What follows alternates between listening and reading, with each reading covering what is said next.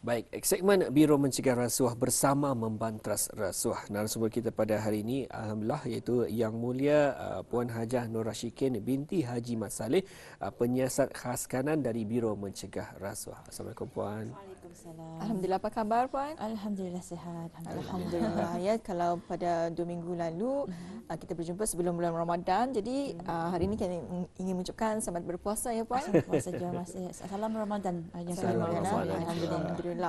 Jadi kalau sebelum ini kita ada bicara mengenai dengan beberapa tajuk ya, mengenai dengan Biro Mencegah Rasuah, di mana kalau pada minggu yang lalu ada mengenai dengan hadiah ya. Ya, Jadi hari ini kita akan berbicara mengenai dengan bersama membentras rasuah. Jadi Puan, tanpa kita membuang masa, mungkin boleh dijelaskan sedikit ya sebagai mukadimah mengenai dengan tajuk kita pada pagi ini. Okey, alhamdulillah. Terima kasih Intan. Bismillahirrahmanirrahim. Assalamualaikum warahmatullahi taala wabarakatuh. Selamat pagi kepada semua penonton Rampai Pagi dan salam 15 Ramadan 1442 Hijrah. Alhamdulillah, pada hari ini Biro Mencegah Rasuah berkesempatan sekali lagi untuk membergakan, mengkongsikan kepada penonton mengenai dengan Biro Mencegah Rasuah, dan seperti yang telah dimaklumkan oleh Intan tadi, tajuk pada hari ini adalah bersama membentras rasuah. Jadi untuk tajuk hari ini saya akan menerangkan kepada penonton bagaimana orang ramai, habis kita lah penonton ini, boleh membantu Biro Mencegah Rasuah dalam sama-sama membentras rasuah di negara Brunei Darussalam. Untuk pengetahuan semua, Biro Mencegah Rasuah ini merupakan sebuah jabatan penguatkuasa undang-undang yang diamanahkan untuk menyiasat kesalahan-kesalahan rasuah seperti yang terkandung di bawah Akta Pencegahan Rasuah Penggal 131, dan juga Biro Mencegah Rasuah dimandatkan untuk melaksanakan langkah-langkah pencegahan rasuah. Jadi dalam wawancara sebelumnya memang saya telah menerangkan mengenai beberapa langkah pencegahan rasuah yang telah dilaksanakan oleh Biro Mencegah Rasuah. Antaranya seperti menyampaikan taklimat, mengadakan bengkel pencegahan rasuah kepada sektor awam, sektor swasta dan juga pada badan awam, jerayawara pendidikan rasuah, dan juga mengadakan beberapa peraduan bertemakan anti rasuah. Jadi dalam hal ini memanglah tugasnya orang membentras dan mencegah rasuah itu dipikul oleh Biro Mencegah Rasuah. Tetapi kami memang menggalakkan, mengalu-alukan tetap memerlukan kerjasama daripada orang ramai untuk tani sama-sama terlibat dalam membentras dan mencegah rasuah di negara ini. Dan juga Puan, mungkin untuk itu juga dapat dikongsikan bagaimana kita sebagai orang ramai ini dalam mengenali dan juga memastikan kita sentiasa membantras dan mencegah rasuah tersebut. Okey, terima kasih untuk soalannya. Jadi memanglah tugas membentras dan mencegah rasuah ini it's not an easy task, bukan satu yang senang dan sangat mencabar. Tapi orang itu bukanlah satu penghalang ataupun alasan untuk ni aku mau menolong kan. Aku apa je tahu kot. Tak, bukan semestinya macam itu.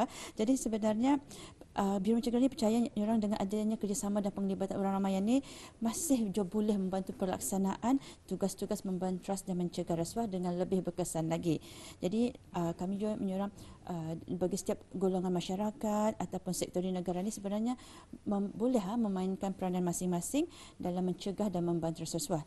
Caranya ada beberapa cara yang saya kongsikan. Yang pertama adalah dengan mengamalkan budaya kerja berintegriti. Berintegriti, ya. Apa maksudnya itu Puan? Okey, jadinya dengan mengamalkan budaya kerja berintegriti ini, siapa saja yang bekerja lah, sama ada di dalam sektor awam ataupun swasta, mereka ni diberikan amanah, tanggungjawab untuk menjalankan tugas dan memberikan perkhidmatan dengan penuh telus, ikhlas, jujur dan tanpa pilih kasih. Jadi dengan mengamalkan tugas dengan penuh berintegriti ini, jadinya ini akan membantu orang mencegah rasuah dan daripada terus berleluasa. Sebabnya kenapa? Sebab orang berintegriti ini adalah orang yang jujur, amanah, dia pilih kasih.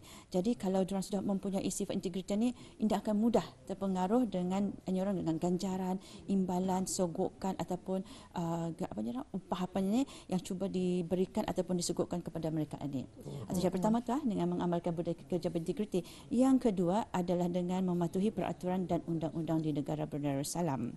Jadi tadi kita tahulah kalau sebagai seorang pekerja ni, peraturan kerja ni memanglah perlu dipatuhi kerana ia memang merupakan satu disiplin diri Betul. Dan dengan adanya tambahan pengetahuan mengenai dengan undang-undang seperti Akta Pencegahan Rasuah Penggal 131 dan juga Kanun Hukum Jenayah Penggal 22, individu itu akan dapat mencegah dirinya daripada melakukan kesalahan seperti ini ada saya kongsikan. iaitu seperti meminta atau menerima atau memberi atau menawarkan atau menjanjikan suapan. Suapan ini pun dia semestinya dalam bentuk kewangan tapi it can be in any form. Sepertinya macam kami punya pengalaman penyiasatan lah, easy card, kereta, laptop, kamera, tu ingat masa intern, alhamdulillah. Jadi sopan ini diorang dibagikan sebagai imbalan ataupun ganjaran untuk seseorang itu melakukan suatu perbuatan ataupun sesuatu perbuatan yang berkaitan dengan tugasnya tu. And then another kesalahan lagi adalah menghadapkan tuntutan atau dokumen yang diketahuinya mengandungi keterangan tidak benar. Tahu sudah borang itu tidak benar, macam misalnya ya overtime. Ya kerja 2 jam setengah tapi dibuatnya 4 jam. Diantaranya juga seolah-olah ya kerja 4 jam. Tahu sudah dah lurus tapi itu dah merupakan satu kesalahan di bawah Akta Pencegahan Rasuah tu. And then ada kesalahan lagi ialah memberi layanan terutama tidak wajar. Kira pilih kasih lah tu. Salah laku yang dilakukan oleh penjawat awam dan juga cuai dalam melakukan kewajipan. Jadi sebagai langkah pencegahan dan juga untuk meningkatkan kefahaman dan juga menyebarluaskan orang kesedaran orang ramai mengenai bahaya rasuah ini. Jadinya di sini Biro Mencegah Rasuah melaksanakan tugas pencegahan rasuah, iaitu dengan memberikan taklimat, bengkel pencegahan rasuah. Dan jadinya dalam bengkel dan taklimat itu kami akan menyerangkan beberapa kesalahan di bawah Akta Pencegahan Rasuah Penggal 131. Dan jadi untuk lebih membagi kefahaman lagi, kami membagi contoh kes rasuah yang telah selesai disiasat dan juga telah dijatuhkan hukuman. Jadi dari sana kami beritahu kalau kes rasuah ni caranya membagi itu bukan mengajar, tapi sebagai pedoman supaya tani indah akan melakukan perbuatan yang sama. Okey, di sana kami beritahu ia membagi itu dalam bentuk sedekah, ucapnya sedekah, tetapi rupanya ada niat sebaliknya. Dia mengharapkan sesuatu sebagai balasan. Jadinya itu yang kami bagi contoh and then selain daripada itu hadiah, kami juga menyelitkan contoh bagaimana pemberian sedekah, upah ataupun belanja makan itu boleh menjurus kepada kesalahan rasuah untuk meningkatkan kefahaman peserta taklimat lagi. Betul. Jadi penyerang jadi dengan mengetahui kesalahan inilah jadi orang ramai boleh bersuada, bolehkah aku menerima hadiah ni, bolehkah menerima sedekah ni. Jadi it can be walaupun namanya hadiah, walaupun namanya sedekah, tetapi itu boleh menjadi satu suapan ataupun gratification, sogokan yang menjurus kepada kesalahan rasuah. Tadi saya ada menyentuh mengenai dengan kesalahan laku. Jadi kesalahan laku ni memang dah melibatkan suapan dadan ni, tetapi lebih ke bagaimana seseorang itu mengendalikan dirinya semasa bertugas. Jadi untuk kesalahan laku ni dendanya RM30,000 dan penjara 7 tahun. Dan apa nak? Dan bukannya atau denda dan penjara. Jadi kalau orang ramai tahu mengenai kesalahan lakuan ni, macam mana salah lakuan ni, contohnya macam memberi ketertiban wajaran jadi mereka akan lebih orang berhati-hati. Mana boleh aku pilih kasih, mana boleh aku mengutamakan keluargaku, mana boleh aku mengutamakan kawanku, kadang aku kena salah laku kan. Jadi in that way they can orang bekerja dengan penuh dedikasi, telus tanpa pilih kasih dan juga adil dan juga yang pentingnya tidak melakukan sebarang kecuaian semasa bertugas. Jadi di sini juga saya ingin menambah lagi ada juga satu kesalahan yang mengenai dengan penjawat awam yang berkaitan dengan menerima barang-barang berharga daripada orang yang diketahuinya daripada orang yang diketahuinya mempunyai urusan rasmi.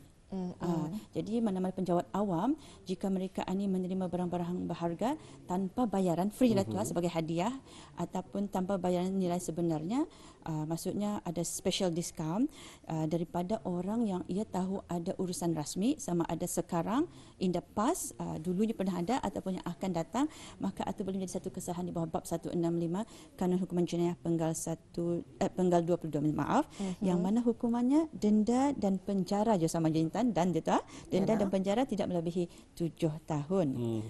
Jadi di sini kalau sudah tahu mengenai kesalahan menerima barang-barang berharga daripada orang yang ada urusan rasmi ni, jadi mereka boleh sentiasa berwaspada. Saya tadi jadinya macam tadi, bolehkah aku menerima suah ni? Ia ni ada urusan rasmi sama aku. Jadi in that way boleh sentiasa penyerang berjaga-jagalah. Dengan cara berjaga-jaga, insya-Allah kesalahan rasuah tu orang tak akan dilakukanlah tanpa diorang sadari. So dalam hal ini juga Biro Mencegah Rasuah mengusulkan ataupun dan mencadangkan supaya adanya dilaksanakan polisi ataupun dasar tiada hadiah. No gift at all. No gift policy. Jadi ini pun diorang untuk kepentingan jabatan, untuk kepentingan penjawat awam supaya diorang lebih terjaga, lebih berintegriti dan punya urus tadbir yang baik. Dan juga tugas yang dijalankan itu pun akan dilakukan dengan telus, tiada konflik kepentingan dan etika kerja pun sentiasa dipatuhi. So as a conclusion lah orang memanglah mengamalkan budaya kerja berintegriti, mematuhi peraturan dan undang-undang di negara Muslim ini, insya-Allah dan ini akan dapat mencegah diri sendiri daripada melakukan sebarang kesalahan yang menjurus kepada kesalahan rasuah, insya-Allah. Ya. Dan pun tadi pun telah menjelaskan mengenai dengan lebih kepada penjawat awam ya. Yang ini Puan, bagaimana pula dengan orang ramai, belia dan juga penuntut sekolah? Adakah mereka ini boleh juga membantu membentras dan mencegah rasuah? Macam mana ni Puan? Okey, memanglah sesiapa pun sebenarnya boleh membantu Biro Mencegah membentras dan mencegah rasuah. Untuk orang ramai misalnya walaupun orang ni bukannya penjawat awam atau bukannya bukannya pekerja swasta, namun mereka masih boleh memainkan peranan membantu Biro Mencegah Rasuah ini dengan cara melaporkan dan memberi maklumat kepada Biro Mencegah Rasuah tentang mana-mana kesalahan rasuah yang mereka ketahui. Jangan takut kerana kami Biro Mencegah Rasuah mempunyai peruntukan di bawah bab 30 di bawah Akta Pencegahan Rasuah Penggal 131 yang menyatakan bahawa identiti nama, alamat, nombor handphone atau apa semuanya, identiti pemberi maklumat ataupun pengadu adalah dilindungi dan dirahsiakan. Jadinya dengan cara ni kalau orang ramai sudah datang banyak mengadu, memberi maklumat apa ni, insya-Allah tadi sama-sama boleh mencegah rasuah daripada terus berleluasa. Jadinya ataupun kalau orang ramai ni pun merasa was-was, nya boleh ni rasuah ke indahnya, masih je boleh menghubungi pegawai Biro Mencegah yang bertugas setiap hari, bertanyakan, ni aku ada maklumat tapi tidak tahunya rasuah itu indah. Jadi boleh menghubungi kami, insya-Allah pegawai yang bertugas akan memberi nasihat sama ada itu merupakan satu kesalahan rasuah ataupun indah. Okay? Jadi itu untuk orang ramai tapi untuk belia dan untuk sekolahannya, orang ni masih jemu apa dapat orang sumbangkan masih boleh menyumbangkan orang dari segi tenaga, idea kepada Biro Mencegah Rasuah macam mana mereka ini boleh mencegah dan membentras rasuah di negara Darussalam. Jadi dengan penglibatan diorang ini, especially dalam pertandingan peraduan yang kami ungkayahkan yang bertemakan anti rasuah, ataupun sekiranya orang menunjukkan diorang punya dedikasi, semangat untuk sama-sama dengan Biro Mencegah Rasuah dalam membentras rasuah di negara ini dan juga untuk para belia dan penduduk sekolah, kalau diorang ini terus mengamalkan sifat nilai-nilai murni seperti jujur, amanah, ikhlas dari semenjak diorang sekolah kecil hinggalah sampai diorang kebasar, sampai diorang kerajaan ni, itu pun syukur alhamdulillah boleh mencegah diorang rasuah daripada terus berleluasa sebab diorang ni saya tadi sudah kabal dengan sifat nilai-nilai murni, dia akan mudah diorang dipengaruhi. Ada peluang mudah dia dipujuk rayulah, aku bagi kawan ni tolong kunya uruskan tahap permohonan kau ni, tapi ia tahu kalau ani salah seorang amanah memang dah bolehnya walaupun imbalan atau sesuatu yang lumayan, tapi seorang yang sudah orang kuat dengan jati dirinya, nilai murninya, insya-Allah tidak akan mudah melakukan kesalahan rasuah. Jadi selain daripada itu itulah Biro Mencegah Rasuah another inisiatif lagi untuk kepada penuntut sekolah ni, kami berkolaborasi bekerjasama dengan Jabatan Perkembangan Kurikulum Kementerian Pendidikan dengan mengintegrasikan pendidikan pencegahan rasuah ke dalam kurikulum kebangsaan, iaitu melalui subjek Melayu Islam Beraja. Jadi dalam subjek Melayu Islam Beraja tu kami selitkan kepentingan nilai-nilai murni itu dari perspektif Biro Mencegah Rasuah. Alhamdulillah, itu dia dapat kita ikuti bersama secara ringkas. Jadi Puan, apakah hasrat Biro Mencegah Rasuah dengan adanya kerjasama orang ramai dalam membentras dan juga membendung rasuah di negara kita ni? Okey, alhamdulillah. Sepanjang 39 tahun sudah Biro Mencegah ini ditubuhkan, alhamdulillah lama 39 tahun. Jadi kami menerima banyak sebenarnya penglibatan daripada orang ramai. Orang dari segi melaporkan rasuah memang ramai, and then memohon taklimat dan bengkel pencegahan rasuah, menjemput kami Biro Mencegah Rasuah untuk sama-sama terlibat dalam cerayawara dan juga penglibatan orang ramai dalam mengikuti pertandingan anti rasuah. Jadi apa yang kami harapkan dari penglibatan orang ramai ini jelas menunjukkan komitmen dedikasi mereka ini dalam nyorang mencegah rasuah di negara Darussalam ini, walaupun berbeza umur, berbeza pendidikan ataupun pekerjaan. Jadi ini menunjukkan mereka ini tidak bersubahat, tidak bersubahat dan tidak menjenaki di rasuah, dan juga memastikan rasuah itu tidak berleluasa di negara ini. Jadi dengan ada sokongan orang ramai ini, insya-Allah ini boleh menutup rapat pintu-pintu rasuah dan menjadikan negara Darussalam ini sebuah negara yang bebas daripada rasuah, insya-Allah. Insya-Allah ya, itu yang kita ni harapkan bersama. Dan Puan, untuk akhirnya ya, bagaimana cara orang ramai boleh memberikan maklumat ataupun aduan tentang adanya kesalahan rasuah ini secara ringkasnya, Puan? Okey, secara ringkasnya orang ramai boleh datang sendiri ya ke ibu pejabat kami di Jalan Airport Lama ataupun cawangan kami di Jalan Pandan di Kuala Belait, atau menghubungi pegawai bertugas seperti yang tertera di kaca TV sana, menerusi email pun boleh, ataupun berjumpa sendiri pegawai bertugas di luar daripada pejabat Biro Mencegah Rasuah. Iya, jadi kita bolehlah ya melapor menerusi apa yang dapat dikongsikannya. Ya, melalui talian yang telah dipapar di TV ya. Ya, alhamdulillah ya. Itu dia Brothers yang kita ikuti bersama dalam segmen Biro Mencegah Rasuah, iaitu bersama membentras rasuah. Jadi sebetulnya dengan adanya segmen Biro Mencegah Rasuah di Rampai Pagi ini, sebenarnya memberi kesedaran kepada orang ramai betapa bahayanya sebetulnya rasuah ini. Jadi sama-sama kita ni hindarkan atau mengelakkan diri daripada terjerumus ataupun terlibat dalam jenayah jenayah rasuah ini. Betul, alhamdulillah.